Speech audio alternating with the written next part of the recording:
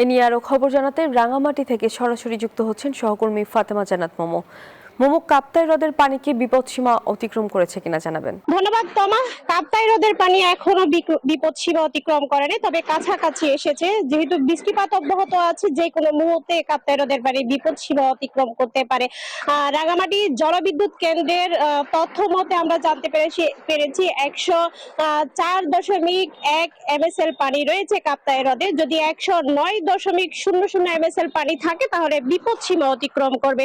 তবে কাপ্তাই হ্রদের যে বাঁধ দিয়ে কাপ্তাই হ্রদ সৃষ্টি করা হয়েছে, সেই বাঁধের ভারসাম্য রক্ষা করার জন্য আগামীকাল শনিবার সকাল 11টায় 16টি গেটের 6 ইঞ্চি করে খুলে দেওয়া হবে এবং 9000 কিউসেক পানি কর্ণফুলী নদীতে ছাড়া হবে, যাতে কাপ্তাই হ্রদের যে পানির চাপ সেটি নিয়ন্ত্রণ করা যায়।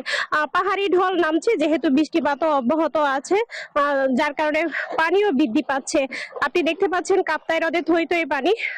এই পানির চাপ নিতে হিমশিম খাচ্ছে রাঙামাটি জলবিদ্যুৎ কেন্দ্রের যে বাঁধ, সে বাঁধ রক্ষা করার জন্যই প্রতি বছর বর্ষা মৌসুমে কিছু পানি কর্ণফুলী নদীতে ছেড়ে দেওয়া হয়। তাই আনুষ্ঠানিকভাবে আগামীকাল শনিবারে পানিটা ছাড়া হবে, যেহেতু কর্ণফুলীর তীরবর্তী মানুষ যারা বসবাস করে তারা যেন এই পানিতে ক্ষতিগ্রস্ত না হয় সে বিষয়ে কর্তৃপক্ষের পক্ষ থেকে বারবার মাইকিং করেও সতর্ক করা হচ্ছে, যারা উপকূলে বসবাস করে তারা যেন নিরাপদ স্থানে চলে যায়।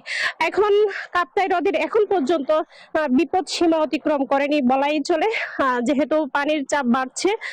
রাত পর্যন্ত অবজারভেশন করা হবে।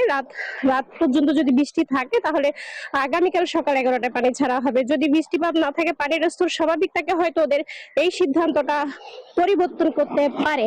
এবং এই কাপ্তাই হ্রদের পানি আসলে উজান থেকে নেমে আসে, যেহেতু রাঙামাটি একটি সীমান্তবর্তী এলাকা।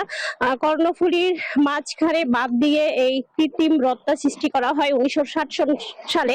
এই হ্রদের উপর নির্ভরশীল আসলে শুধুমাত্র জলবিদ্যুৎ কেন্দ্র নয়, এই হ্রদের উপর নির্ভরশীল 6টি উপজেলার যোগাযোগ ব্যবস্থা, কৃষি এবং পানির যে চাহিদা সেটি, যার কারণে বর্ষা মৌসুমে পুরো যৌবনে ফিরে আসে কাপ্তাই হ্রদ, যার কারণে 6টি উপজেলার নৌ ব্যবস্থাও সচল হয়েছে।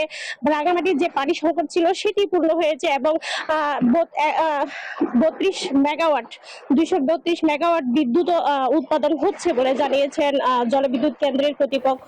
এভাবে কাপ্তাই হ্রদের পানি যদি স্বাভাবিক থাকে তাহলে বিদ্যুৎ উৎপাদনও সংকট হবে না, পানির চাহিদারও সংকট হবে না।